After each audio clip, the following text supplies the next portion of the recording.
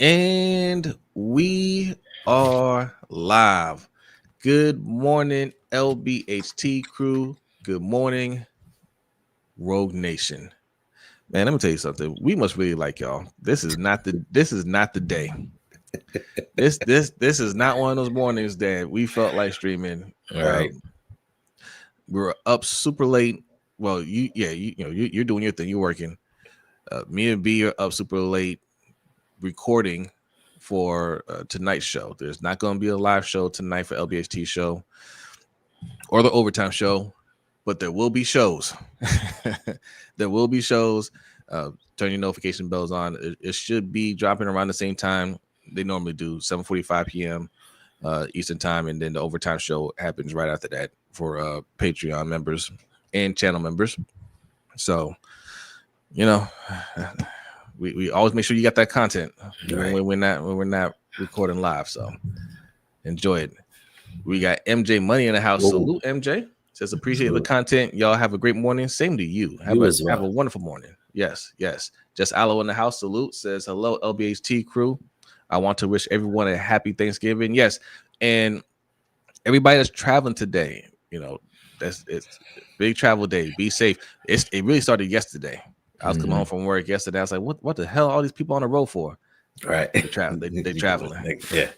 They're traveling. So be safe out there. Get to your destination safe and enjoy the holidays. All right. Mm-hmm. All right, let's get out of here. No, I'm just playing. All right.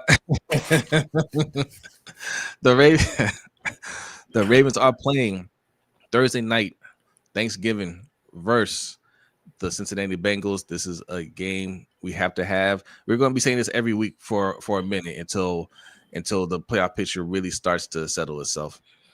But this week, and good morning, Imani. That's Imani. Imani. Oh, Imani. What's going on, Imani? I had to do these usernames now. All right. Well, she has 2 accounts, I believe. So. Yeah, but they switched just Aloe is just Aloe still, but like you can put like your screen name, but then it's not your actual name, And it throws people off. Yeah, I hate it. But good morning, Flock on the block. Salute. Appreciate y'all, man. But yes, we're playing Thursday night against the Bengals. This game is it can be huge for us because we win this game. That's another division win. That's 3-0 in the division. We're up like half a game on the Steelers. I mean, we're tied, but technically it counts as like half a game. We're up on them. All right. The Steelers play the Bills this week. I don't know how that's going to go. And if they lose to the Bills, Steelers are in a lot of trouble. Okay, they're in a lot of trouble. They'll be one game behind us, but really it's like a game and a half. Right. If they win, it still helps us because the Bills could be in a lot of trouble. And the Bills, we put ourselves in a major hole with the games that we lost because the Bills, the Texans, the Chiefs all beat us. And these are teams that are struggling to get into the playoffs. So we need to win a division. That's the safest way to get into the playoffs. Or we need these teams to just keep losing. Right. And if the Bills lose this game, they still got a couple more that they can drop this season. So they whoever loses this game is going to be in a bad way. Melanated One, salute. Thanks for coming through. That's good. Garrison, salute. Retired Gunny, salute to y'all. So we got to win. We got to keep winning. And the rest of that stuff will take care of itself. Let's take a look at the injury report. You'll see this again tonight, by the way. You're not going to see the updated one. There should be one for today. But the big one on there is Lamar Jackson, full participant. Okay. And John Harbaugh said he looked great in practice yesterday. So that's great. He says toe, he hurt it in the last game, but it's fine. He's good to go. Rashad Bateman's a limited practice. Taylor Bryan's heading towards IR. Kyle Hamilton, limited practice. That's one to look out for. Travis Jones is limited practice, and Keon Martin is a full participant. So that is your injury report as of yesterday. The new one will come out today. But Lamar looks like he's fine. He's good to go. We'll see how he moves in this game. I would have felt a lot better if he didn't play last week and healed up going into this game. But it is what it is. Right. Yeah. I mean, this is a big opportunity for us. Thursday Night Football, fourth year in a row that the Bengals come to us in prime time. There's no excuses for us not to win this game. T. Higgins is out. Trey Henderson has already been ruled out. So your second best wide receiver, your best defender for a team that has no defense. There's no excuse for this Ravens offense not to turn things around. Then we look at the Steelers versus the Bills game. That's a win-win for us. If the Steelers lose, we go up another game, having 2 games to play against them later on in the season. And then if the Bills lose, that pretty much, for the most part, eliminates them from getting a chance to win the AFC East. Now, even if the Bills make the playoffs, if the Chiefs end up making the playoffs, if the Ravens went out and win the division, that means we don't have to go to Arrowhead. We don't have to go to Buffalo. And if we see them in the playoffs, we now get them at home. So that is a great opportunity for us to take over everything that we need to. We just need to stay consistent and play winning football. Lamar Jackson, for the last 2-3 weeks, he's missed the practice healing. I think the toe injury is just a formality for them to put out there. I think that he has some lower extremity injuries, and they're just trying to mask it. They're trying to leave him out a couple of practices, get him as healthy as they can for the game. And we need this because, like I said, those teams, we'll have to face at least one of them in the playoffs. And the Bills just signed Brandon Cooks because they have Brandon Cooks. Okay, they have a failing wide receiving core, and they're underperforming. Now Brandon Cooks, 12-year veteran, he hasn't played in like 3 years. It feels like 3 or 4 years. He's been missing. He's been missing on the Dallas Cowboys. He went back to the Saints. He had 100 and something yards, 165 yards, no touchdowns. As for his release, they gave it to him. He cleared waivers. The Bills picked him up. But he has 9,600 receiving yards and 60 touchdowns over his career. And even at 32, he can still take the top off of a defense. So they're still trying to bring in weapons for MVP Josh Allen, who does it without help. You know what I'm saying? So they're trying to build this offense up because just like the Ravens, their offense has been struggling a little bit. And they're making moves, unlike us, who we have certain deficiencies in certain positions, and we're still rolling out the same guys, hoping that things will get better. Now, one of the biggest problems that the Ravens are going to have to overcome is their red zone offense. We are struggling once we get inside that 20-yard line. So struggling. If we can find some better plays, I see somebody in the comment is like, we're running some Greg Roman-esque type schemes. And that's a fact. Like if you look at some of the plays that they've been running, it looks like we're going back to the old system. We're going back to where Lamar was throwing for under 200 yards per game, and things just aren't looking right. So just don't be surprised after the season if Todd Monken is the scapegoat and they let him go. Just how it says, am I in the wrong chat room? I only see me. I don't know. We see your comment. Is he? No. He's got a little question. I see a little question mark box next to his. That's his name. Yeah, I don't know what that's about. All right. What is that? Yeah, I don't. Yeah, I have no idea, just Alo. Yeah, I don't know. I don't know, but I mean, you can see us, so I mean, I go out of it and go back into it. It should only be. Yeah, I didn't unlock the vertical. Nah. Yeah, how you feel about vertical, Hendo? It's cool. I mean, I think it gives an alternative, but it looks kind of weird. And especially if you're one of the people that like the comments display at the bottom right-hand side, it takes over most of the screen. Mm-hmm. Yeah. It's cool. Yeah. D Weezy's in the house. What's going on, D Weezy? I don't know, but there are 2 streams going on my channel and also Hendo's channel. That's what if you're looking for the other comments, on here. They're probably on Hendo's channel. If that's what you're looking at, that might be throwing you off as well. What's that? What's throwing him off? No, he's saying like he doesn't see everybody's comments. Like not all the comments are going to be on my channel. If you're on my channel, or vice versa. If you're looking for a certain comment, that might just be coming from we got 2 channels streaming. Right. And you know how you fix that? Subscribe to both. Listen, now that you've mentioned it, I am 1 subscriber away from 8,000. 1. All right, we're not getting out here until we get 8,000 subscribers. We're not talking anymore. Just silence. Do it. Somebody go hit subscribe on Rogue Pod. Do it now, please. Hit that burner. Hit them kids' accounts. Yes. Who's this? Shiniki? I don't know. China key? Like mining key? Okay. I hope you are subscribed to Hendo's channel. Okay. Appreciate hit the y'all. subscribe button. We need 8,000 right now. We need it. Okay.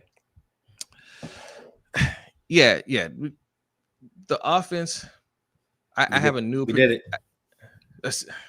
We did it. 8,000. Appreciate y'all. Now we need 9,000. Go get 1,000 more people. Go get 1,000. We need to get Hendo to 10,000 subscribers. All right.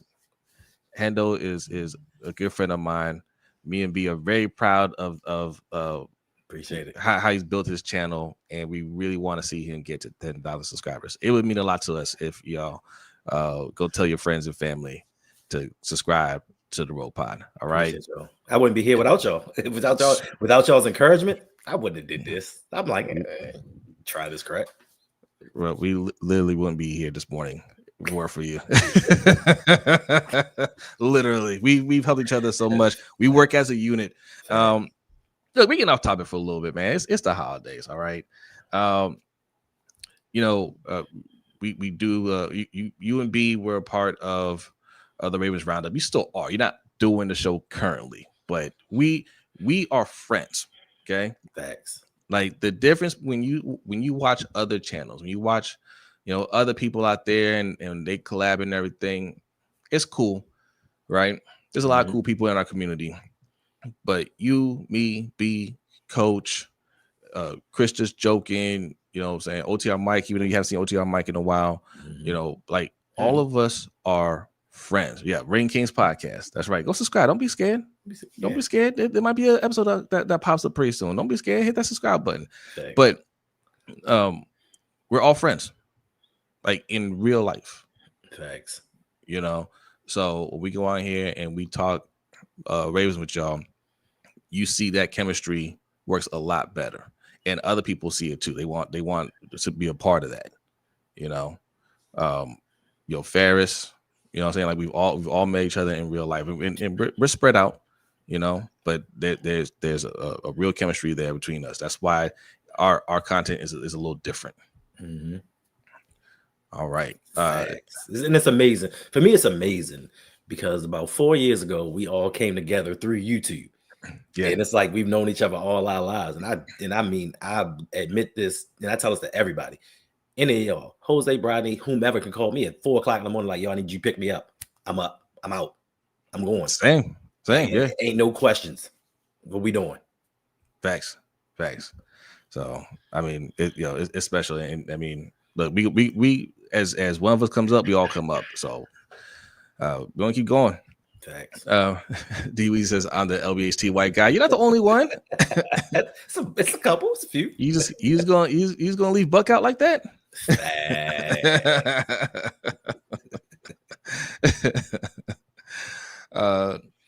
Dresden says, is Emory Jones going to play right guard? They keep teasing like he's going to get some snaps. I'm gonna be honest. I don't think they're going to give him a shot. Right. But my question is, why is it that we just keep contemplating right guard, like left guard isn't the problem? And as bad as Daniel Falele is, I keep saying this, Andrew Voorhees is worse. Even if you don't go off PFF grades, Voorhees is graded the worst offensive lineman on this squad. But we only talk about Daniel Falele because of the viral clips. If we look at actual play on the field, Emory Jones could sub for either one of those guys. And I think that it's a problem that we just look at Falele like he's the only issue on his offensive line. Even Roger Rosengarten has regressed dramatically. So let's just not focus on the right. We have 3 spots on the offensive line that need to be replenished, and Pat Ricard hasn't fixed that. I want to see Voorhees up out of here because we told y'all from the jump, do not trust Voorhees. I want some of those people that were in our comments, by the way, that are like, Voorhees is going to be the starter. Get over it. Right? Voorhees can play. We don't need any guard help. We have Voorhees. We got Falele. Get over it. I want those people to just, I know you're gonna watch at some point. Just be like, hey, my bad, dog. Facts. Some of y'all do that, and I appreciate that. Some of y'all be like, I got that wrong. Okay, it's cool. It happens. It's cool. I went a little too hard on that take. My bad. Okay, but we are the only organization that thinks that a hurt 7th round drafted pick is going to come in and just dominate the NFL. We are the only franchise.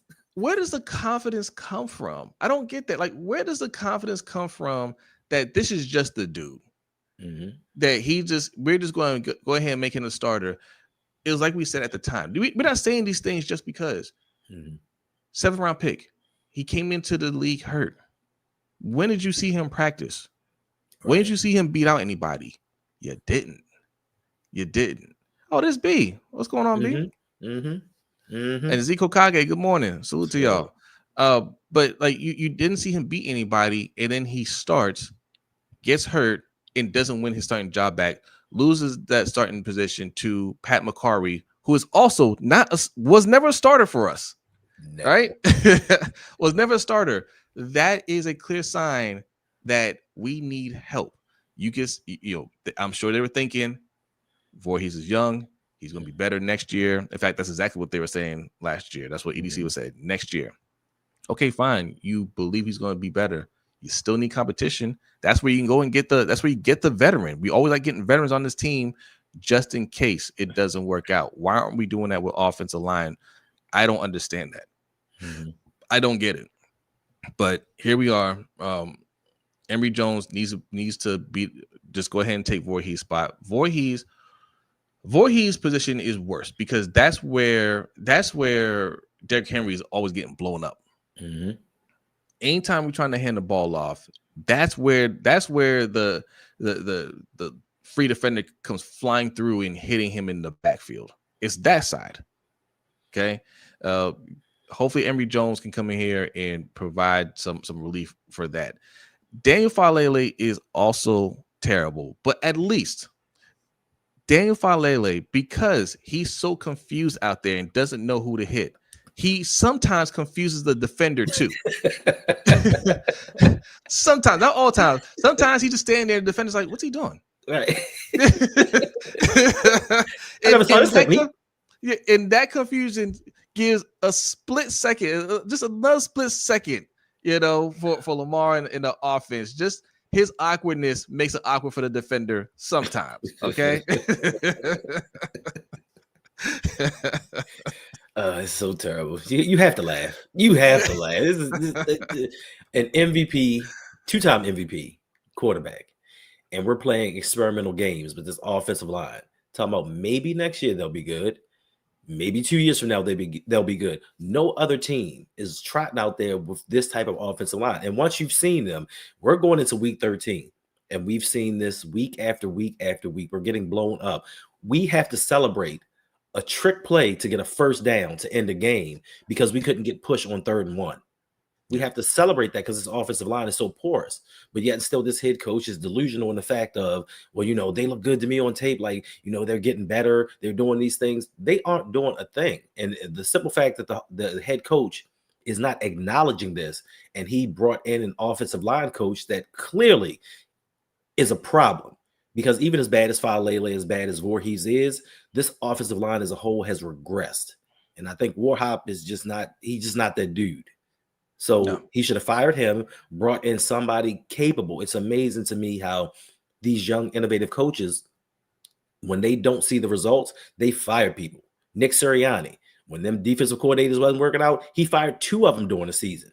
He'll let go of an offensive coordinator. Like, that's how you win Super Bowls. When you see something isn't working, you make change. John Harbaugh isn't going to do that. He's like us. He's going to stick with his friends and stay with them till the end. But unfortunately, it's to the detriment of this football team. And a lot of people are still defending him and all the things that he's doing, even though in any other scenario, any other circumstance, he'd have been fired as a head coach, being that we have failed on promise. And a lot of people are going to bring up Mike Tomlin and say, well, what about the Pittsburgh Steelers? You know, Mike Tomlin has essentially the same record. They're doing the same things over there. But the difference is Mike Tomlin hasn't had a 2-time MVP at quarterback.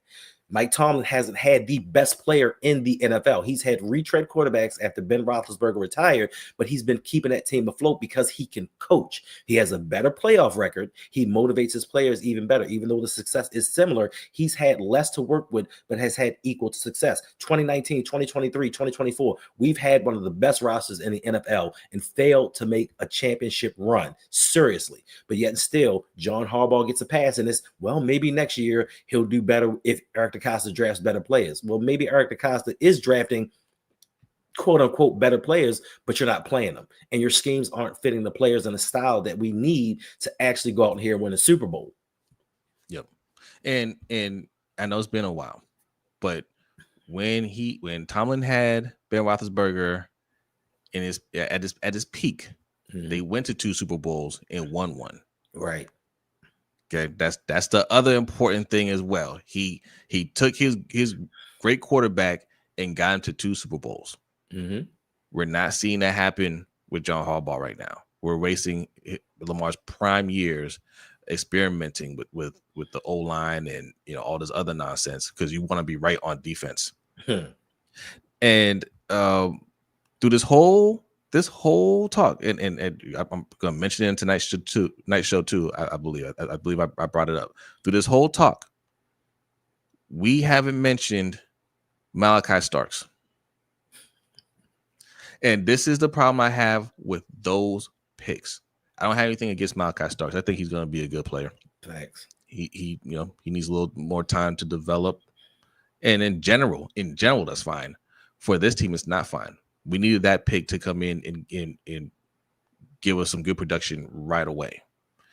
And he was picked because he was going to be that playmaker in the secondary that it can give us that coverage while we play Kyle Hamilton for closer to the line, and Kyle Hamilton can be a special player in that way. And instead, we're talking about Kyle Hamilton doing everything for the team and how good of a pickup Alohi Gilman was. Right. What happened to our first round pick? We don't even talk about him. And all the hype, everybody's hyped up about the pick.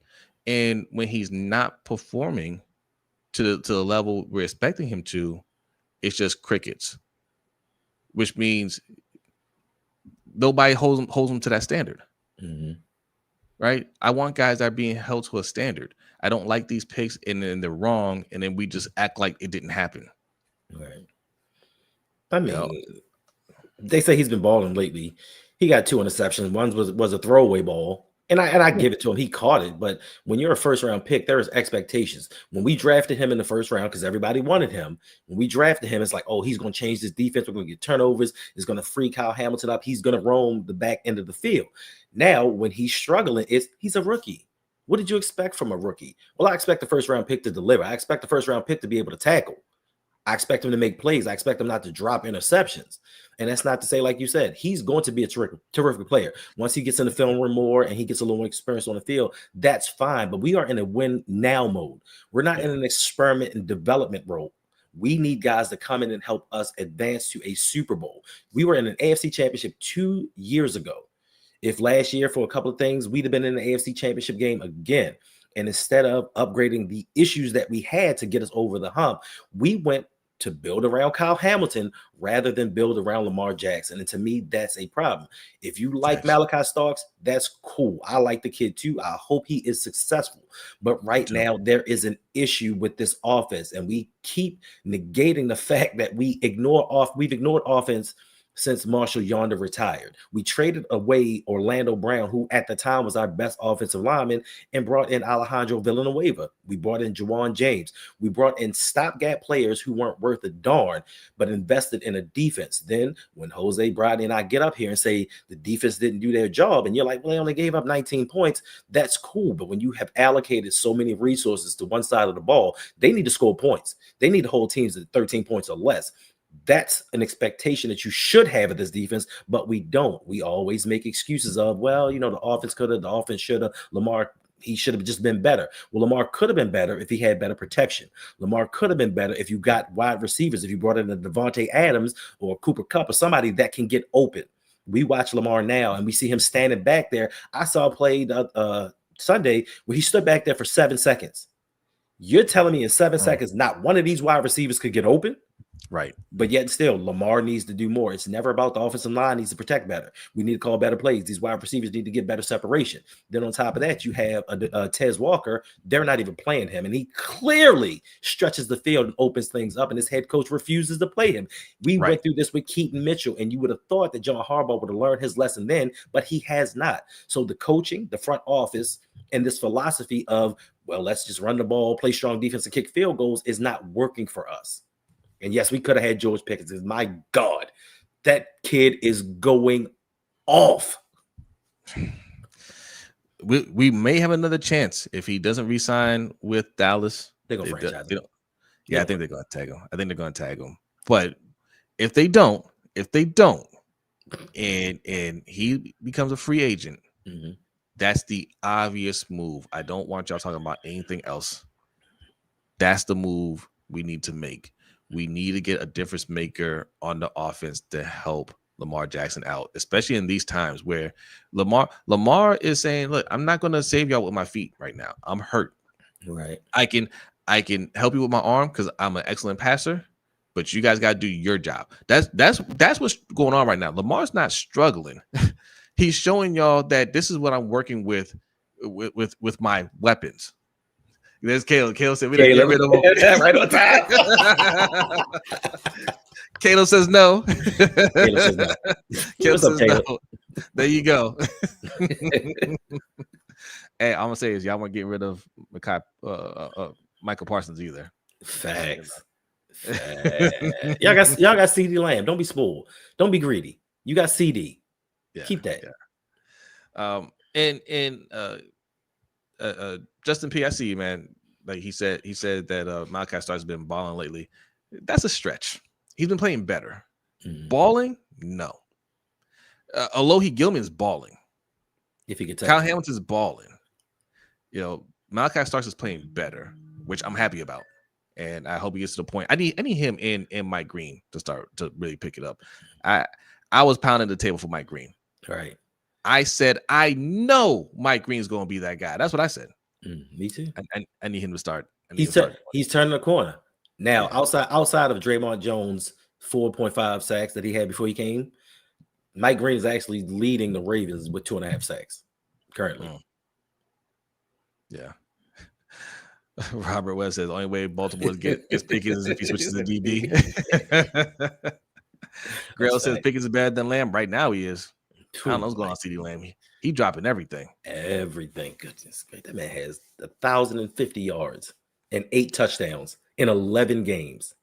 And we sat here, well, not we, some people sat here and was like, Zay Flowers is 10 times better than George Pickens. Okay. But Zay is great. Zay is good. Yes.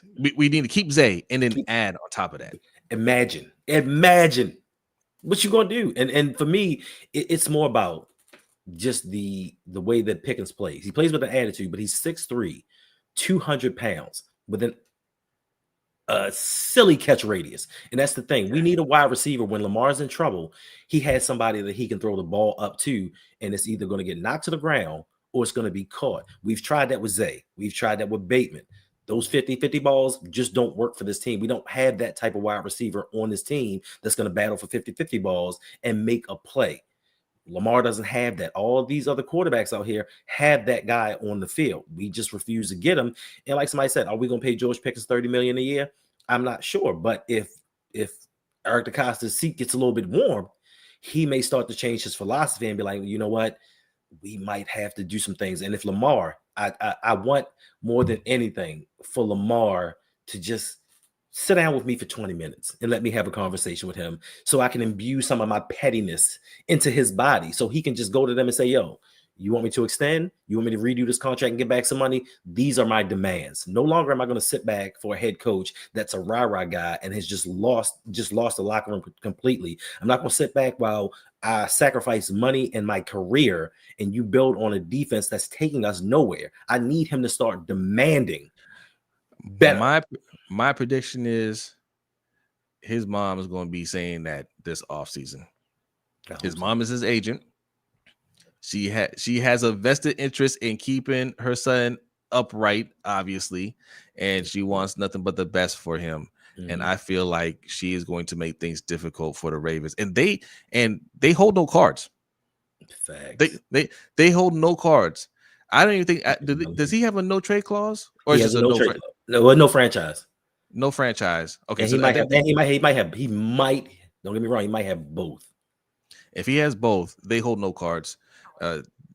They have to pay him. He will cripple their salary cap.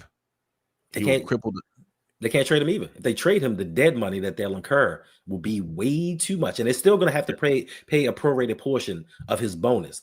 So trading him brings them nothing. And if you trade him all out of Baltimore, riots. Right. Riots.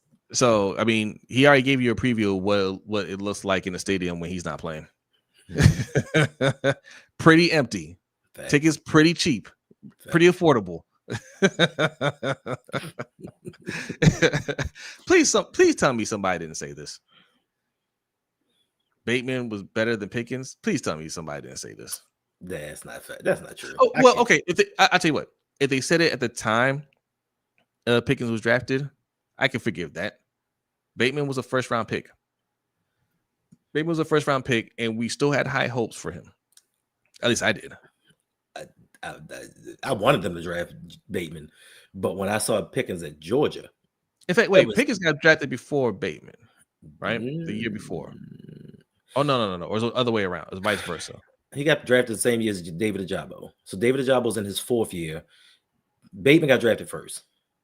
Yeah, because they declined his fifth year option. Yeah, so I mean they're right around the same time. Yeah, no. I can forgive you if you thought Bateman was going to be better early on. I can forgive that. But Jose, he was hurt his first 2 years. I can't forgive that. Which is why you can say, hey, okay, once he gets healthy, watch out. I can't. I mean, if you're saying it last year, I don't know. Man, we got 130 people in here. Hit that like button. If you're new here, hit the subscribe button. Over on RoPod and Lunch Break Hot Take. We are streaming on both channels, so subscribe to both. Yes. Hendo just hit 8,000 subscribers. Congratulations. Let's make that quick turnaround. Get to 9 and then 10. All right. Let's do that. All right. Stop shooting Bell to Bobby. You know we don't shoot Bell to Bobby over here.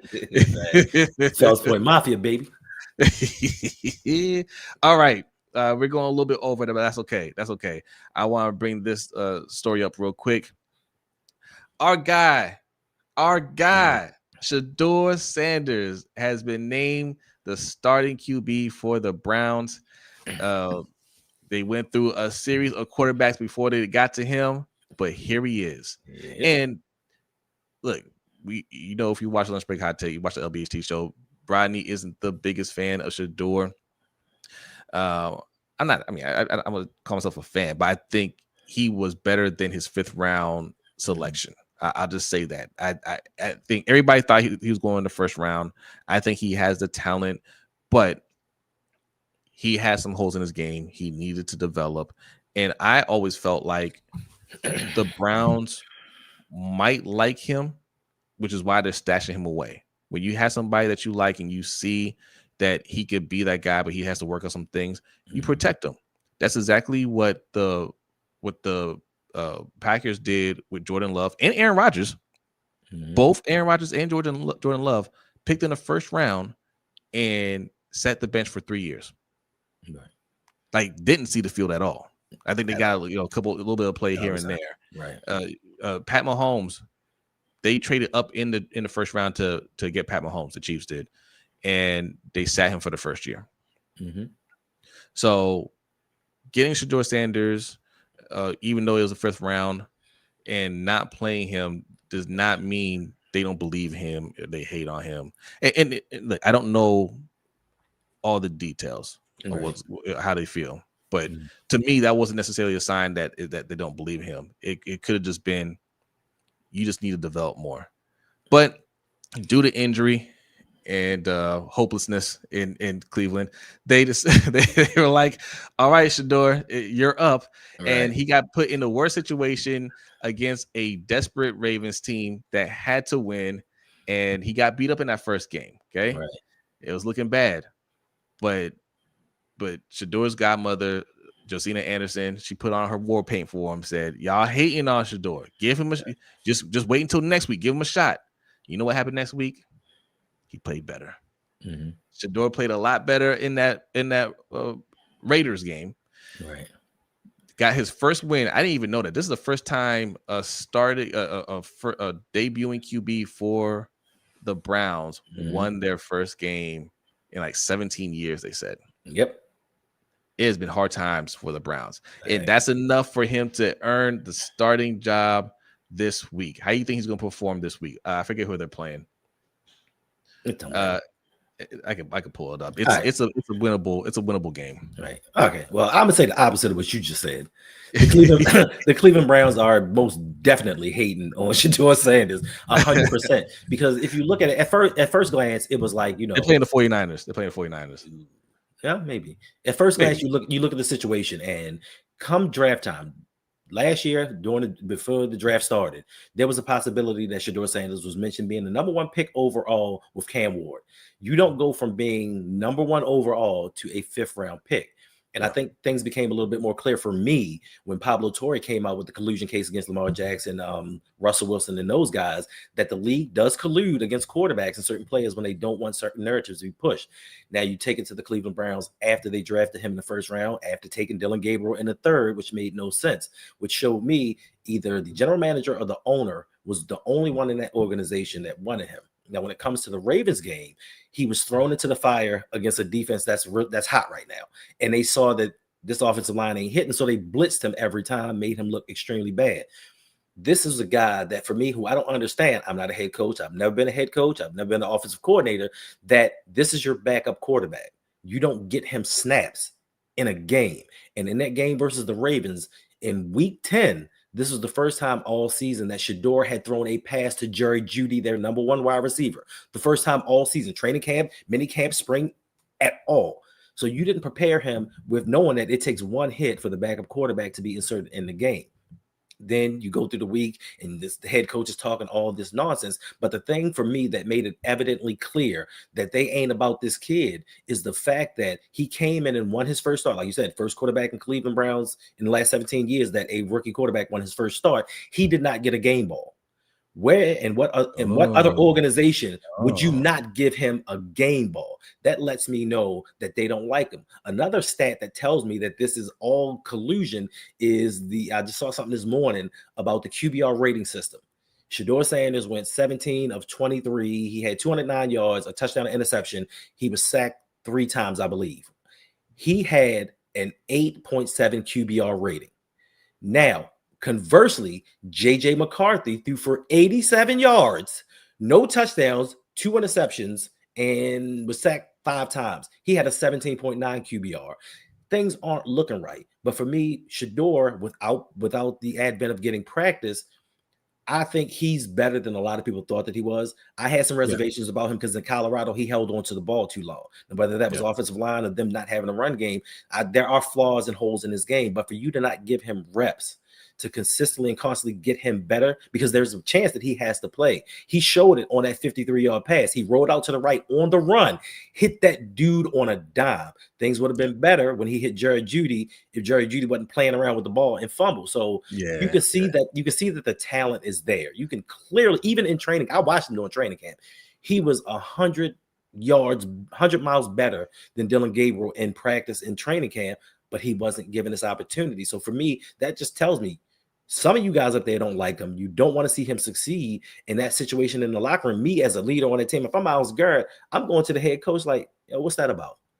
What message are you sending to this team as our head coach that this rookie who didn't start, didn't get any first team reps all season long, came in and helped us win a game, and he didn't get a game ball. What message are you sending to this team? And I hope that That's message crazy. is, Kevin Stefanski, this is your last year in Cleveland. Oh, well, here's why I hope for the young man, truly, because we both advocate for players over here, over everything. Now that we've beaten them twice and we won't have to see them again, and they're not going to make the playoffs, my hope is that he balls out the rest of the year.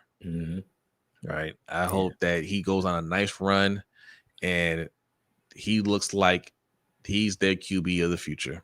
Right. We have our franchise. We can start building this team up, and we have a quarterback we believe in. And he says, you know what? I don't really want to play for y'all. How about you let me go or I retire? Let me go, trade me here, or I retire, because fifth round pick, a little disrespectful. I don't want to be the starter on this kind of salary. I'll go ahead and hang it up because I don't need money. I'm rich. I'm rich, bitch. Facts. And I think some of it has to do with Shedeur. How we the ops go, man? Maybe some of this has to do with Shedeur and Dion, but I think more of it has to do with perception. It started with Lamar not having an agent. The NFL doesn't want certain things to happen. And like you said, Shedeur technically does not need, well, not technically, Shedeur does not need football. He has money. He came from a rich family.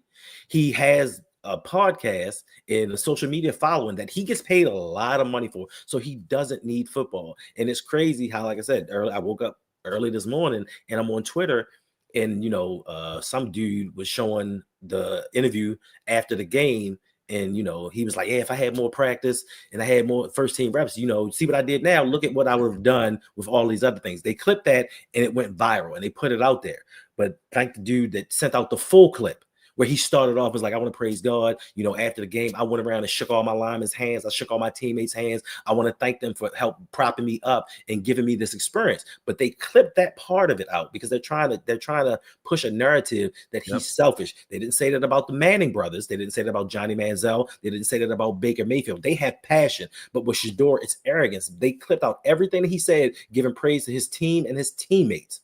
They just put the part that he spoke about him. Now it shouldn't be about I, it should be about we, because they don't want these black quarterbacks or just black players in general to come out here and push the narrative of I don't need football. With the advent of this NIL money, the deals that these kids are making off the field, they don't need football. So they can make certain business decisions when it comes to the sport that they didn't have back in the past. Back in the past, they had to be hamstrung to a team. You don't play, you don't make money, you can't feed your family. Now it's like, I make millions of dollars off of social media.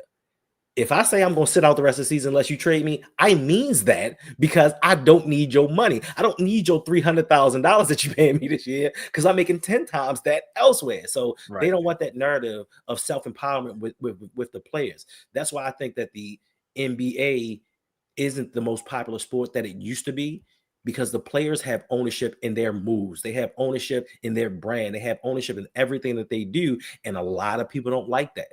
A lot of people just hate the fact that they can take control. I forget who it was. They said something about when you look at college sport, when you look at sports in general, all the sports that are dominated by black players, they have an age restriction. But when you have these other sports like hockey and baseball, soccer, they can pick you up at 14, 15 years old. So they don't want us to come up and have control of what we do. They want us dependent upon them. So we have to do what they do and acquiesce to the moves that they want us to make and be the people they want us to be. So they don't want this narrative. So they're trying to bring these players down and show a negative light on them to try to take the power back out of their hands. And that's exactly it right there. That you nailed it. It's a control thing with black athletes. You feel like black people have to be tamed. Right. Exactly. They can't handle success. They can't handle their money. And if they show confidence, then, that's not good for an organization. But he just gave you examples of white quarterbacks that did the same thing. And one person that hasn't been mentioned, Carson Wentz. Carson Wentz was the number 2 overall pick. You want to talk about cancer in the locker room? That was Carson Wentz. Facts. Okay, so much so that he got called out by Ron Rivera. But like, what's the problem with your team? Quarterback. Y'all don't remember that quarterback? Okay, one coach decided, hey, you keep Carson Wentz, I'll leave. right. And a dude that was at one point favored to be the MVP of the league before he got injured can't stick on with the team, and it has nothing to do with talent. It's mostly because of his attitude, and a lot of his teammates don't like him because he's arrogant. Dude, you came from North Dakota State, and you feel like you are above everybody else, and we all know the reason why. But nobody talks about these things. But a guy who's just like, I'm confident in my ability. Arrogance, I hate to say it, arrogance is what made a lot of the all-time great players in sports who they are. The confidence in themselves and their abilities set that Michael Jordan, LeBron James, Kobe, all of these guys have an arrogance that set them apart from other people. And they want to tame it. It's like, it's good for you on the court. As long as it's displayed there. Don't be too arrogant off the court. We have to put you in your place. And unfortunately, Shedeur, like, I don't need y'all. I'm going to be me regardless. Yeah. As long as he's being a good teammate. And you don't hear no complaints. Right. That's the one thing that kills me. The media, us people out here in social media, we say all these things about these kids. But when you listen to their teammates, they don't have a bad word to say about them. There you go. All right, we'll leave it there. Gave y'all about 45 minutes. Which one you want to read? Oh, no, I just said what's up to Rio, the Bengals fan. Oh, Rio. Oh, salute to everybody that came in here. Appreciate this the turnout this Wednesday morning. All right, so I think y'all have done enough to warrant another week of this. I'll consult with Hendo. Okay, so we'll see. Oh yeah, the Hot TV says Hendo. Yeah, that may have been Jalen Rose who said that. He also talked about how predominantly black dominated sports have salary caps versus sports that are play-by-play non-black people don't have a strict cap. Yes. No, that's yes. Mm-hmm. Now I'll say this: the NFL, even if it was predominantly white, they want their money. They want the cap. Yeah. It's a little. It makes it easier that it's predominantly black for them to get away with it because they can spin a narrative that these guys aren't responsible with the money. That's how you get this narrative about players going broke 2 or 3 years after they leave the league. That is a narrative really, and Pablo Torre is the one that put that out there, right? And he may not, I don't think he meant it to be this way, but it's used to bring down black players, right? It's used to, every time you're talking about black players, this is what they'll do with their money. This is why you don't pay college players. This is why, when somebody gets a huge contract, you have people like Colin Cowherd say, well, he'll be broke in 2 years. Talking about Chad Johnson, right? They make those comments for those players, but you never hear them make those comments about the white players, and they go broke too. Yeah. Yeah. Hey, listen, Fly from the Block, I'm with you. How does baseball not have a cap? How can baseball sign somebody for $700 million? I'm like, I see half empty stadiums all the time. How do they have so much money to play these players? And for the Ripkins, hey, I know Cal Ripken is a Baltimore legend. He's a staple in Baltimore. But if this wasn't a family show, I'd have some words because that dude is a pure asshole. Listen, I used to work for the cable company. I don't know if I told the story before, but I used to work for the cable company, and we had to go out to his house to fix his cable. And when we got there, the first thing they told us was his representative came and was like, yeah, well, when you speak to Mr. Ripken, don't look him in the eyes. It's like, who the you talk? Don't look him in his eyes. I'm a grown man. Don't look at him in his eyes. That dude is an asshole. Listen, do you want your cable fixed or not? Get out of my way. I'm a real professional, right? I don't need to talk to you. Tell me where to run the cable. If he needs to ask me a question, I'm gonna look him dead in his eyes, and tell him what's what. Okay, and if you send me away, the next person that comes here is gonna do the same thing. Like, what the hell? This ain't like Who are you, King Kamehameha? You think you can just stand back so your shadow doesn't cast on me? I can't look you in the eyes. Like, who the hell are you? Facts. You're just a person. Facts. This is Brian McKnight level type asshole. Anyway, I mentioned Brian McKnight because right. Patreon.com/LBHTShow. On the Overtime Show, we are talking Brian McKnight. If you want to hear what's going on with this guy is he's next level. He's next level. Facts. He's a next level jerk. Okay. We'll be talking about that tonight after the LBHT show. You can find out on our Patreon, patreon.com/LBHTShow. Just $5. Or if you just want to pay for that episode, it's $3. But I highly suggest the $5 for the month. You can watch all of the episodes. Facts, moving forward. You can watch the archive episodes, and you can join our Discord. Also on Hendo's channel, patreon.com/ROUG. Go support both of our efforts. And before y'all leave, 125 people in here in both of our channels. LBHTshow.com. Sign up for the newsletter. Okay, that's where you can find all of our information. Okay, I post videos from Hendo's channel, from my channel, from Coach's channel. That's how you can keep up with our community, right? And I didn't put trivia in the last one, but I'm put it in the next one. And I'll do like some sort of trivia, some little game or something like that. So go support that as well. That means a lot to us. Yes, indeed. And Attitude Pop, your comment, Lamar Jackson going to the Rams when Matt Stafford retires. I would love it. Sean McVay and Lamar Jackson. I don't know how many Super Bowls they're going to win, but yeah, that would be something great. I want Lamar to succeed regardless of where he is. Me too. And listen, also, if you want to, go over to Twitter, Instagram, the Rogue Pod. Let me know. I'm thinking about doing a giveaway for 8,000 subscribers. Let me know something that you guys might want if I do this giveaway. If you know Hendo like we do, when he says if, that is truly 50-50. I'm probably okay. So you probably will. All right. So your chances have increased. It's not 100, but it's increased. It's like 85%. 10,000 though is gonna be something epic. 10,000. When I hit 10,000 subscribers, I'm gonna give away something epic. And if it's before the season ends, it'll be worth it.